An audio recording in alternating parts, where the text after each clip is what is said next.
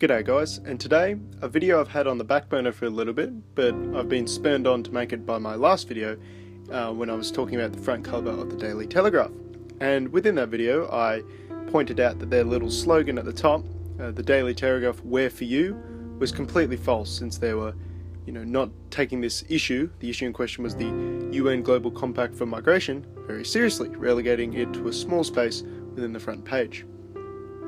So what I've gone and done is I've got a hold of the slogans of various Australian newspapers.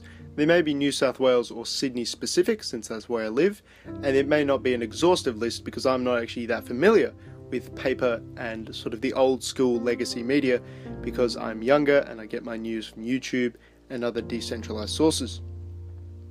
The only time I really read the establishment legacy media is when I go looking for things to pick apart and critique. So let's start off with The Guardian Australia. So I have a quote here from their news pages. So when you flick through the pages, they give you this little message, asking for donations since they're running out of money because their business model's inefficient.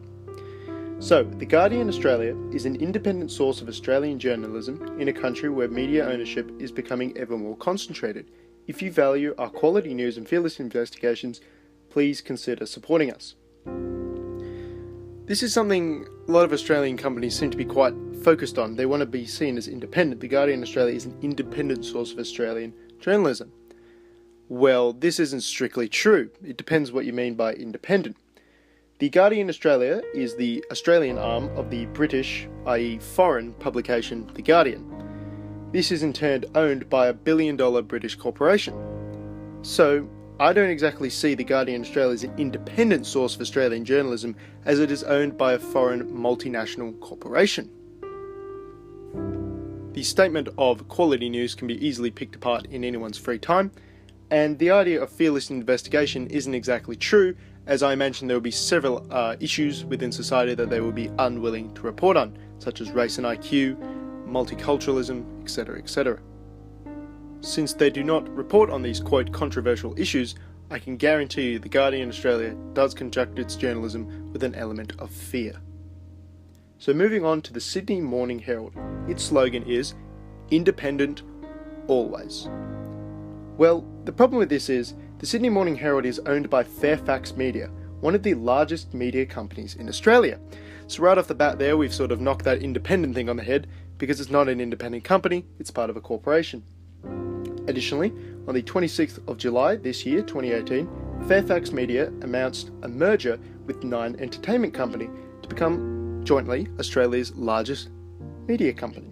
So we have the two largest media companies within Australia, as far as I'm aware, joining to form a super media company, yet the Sydney Morning Herald claims that it is independent. Always. Maybe they'll have to change this slogan following the merger? I never viewed it as true in the first place. We next have the Daily Telegraph, which I touched on before on my last video, but I'll go over it again. The Daily Telegraph slogan is, "Where for you?" Now, there are a couple factual oppositions to this statement. I should begin with a minor one. On the Daily Telegraph's website, if you try to click on sort of top stories or certain stories they view to be important and eye-grabby, you get hit with a paywall, so you cannot view the article unless you subscribe. If the Daily Telegraph was truly for us, or for you, surely they want this information to be freely available. That's just a smaller nitpick. So where for you, to me, sounds like a populistic statement. It is, the common man, where for you, the common person, not where for you, the rich elite banker or something like that. So why then does the Daily Telegraph reject populist politics via Trump? As you can see on the screen right now, I have their front cover from when Trump won the election, much to the surprise of most people around the world, although a few people, including many old media figures, were able to correctly predict Donald Trump's victory. As you can see, it does not paint Trump in a good light. So why then does the Daily Telegraph have a populistic statement as its slogan, while simultaneously rejecting the most famous populistic politician of our time? Following this anti-populistic trend, the Daily Telegraph, like many Australian media outlets, is owned by Rupert Murdoch, a super globalist and open borders advocate.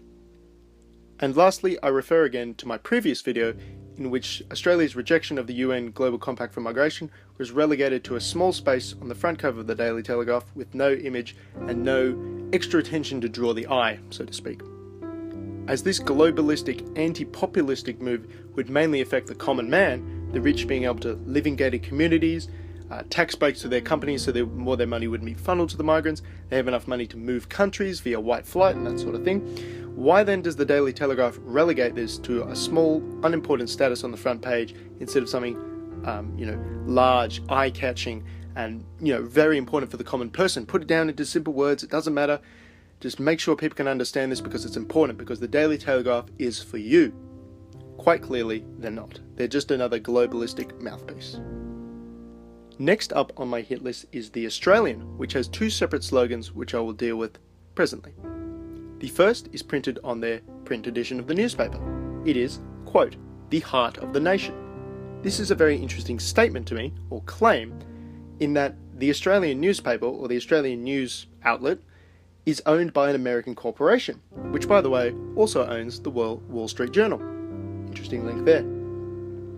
Like the Daily Telegraph, the Australian is also owned by Rupert Murdoch, an open borders advocate and super globalist, as I've already mentioned.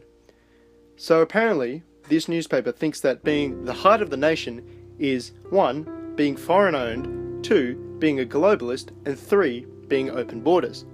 This stands in staunch opposition to what Australians think. Native Australians support the closure of the borders and the deterring of illegal immigrants. They also reject foreign ownership of Australian goods.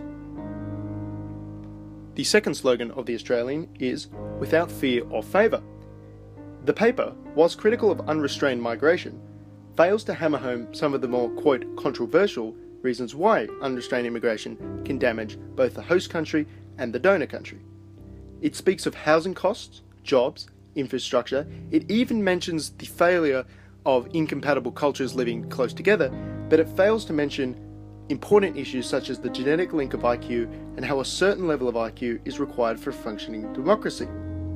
Assuming the Australian and or its editorial staff aren't ignorant of these facts, as I assume they are not, as their job is to research current events, we can assume they report with a degree of fear as they don't want to be sued and activized into the ground. Addressing the second part of the slogan, favour, is simple. No individual or institution is without bias. To claim otherwise is arrogance. In this case, a centre-right bias is in play. Lastly, we have the Australian Broadcasting Corporation, or the ABC. Now, the ABC is a state-funded, nationalised news broadcaster.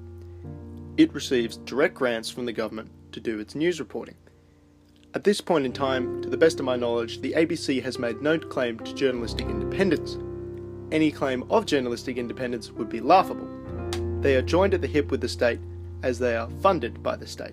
They cannot get away from the state, otherwise their business model would collapse. The ABC does, however, make a claim to editorial independence. However, I doubt the veracity of this claim, especially when faced with pressure, whether above board or below the board. The state, whether left or right, it doesn't matter, could very easily perform a mafioso shakedown on the ABC and say, hey, we're cutting your funding unless you do X, Y, and Z. This fiscal liability to the state means the ABC can never, as long as it still receives state funding, be considered independent in any form. So there you have it, the slogans of 5 Australian newspapers put in the trash can. It doesn't matter if you're left or right, you're still not independent if you are owned by a foreign corporation. It doesn't matter if you're left or right, you're not independent if you're funded by the state. It doesn't matter if you're left or right, you don't report without fear or favour if you shy away from certain topics. I highly encourage the start of a discussion with anyone else in the comments presenting newspapers either from Australia or around the world, their claims and how they're bullshit. In this, we can weaken the establishment corporate media and help grow the alt media. Thanks all for sticking around, and have a good one.